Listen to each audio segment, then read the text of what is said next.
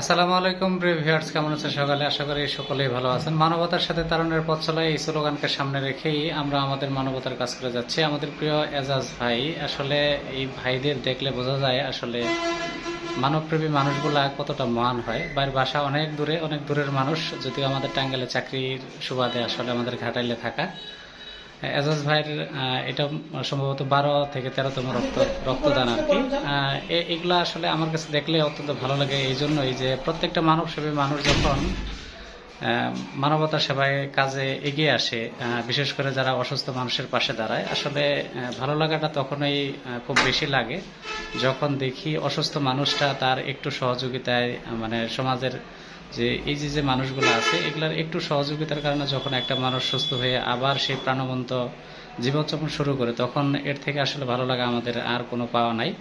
এটাই আমাদের সবচেয়ে উপলব্ধি। আসলে আমি ভাইয়ের জন্য দোয়া চাই, এজাজ ভাই যাতে পরবর্তীতেও সুস্থতার সঙ্গে মানবতার সেবায় কাজ করে যেতে পারে, এই জন্য সকলের কাছে দোয়া চাই যাতে এই যে ভাইয়ের মতো আসলে কর্মব্যস্ত একটা জীবন, প্রত্যেকটা মুহূর্তের অনেক মূল্যতার। আসলে মার্কেটিংয়ে চাকরি করে যে এই যে মানবতার সেবায় কাজ করা, এটা আসলে মহৎ মন ছাড়া কোনোভাবেই সম্ভব না।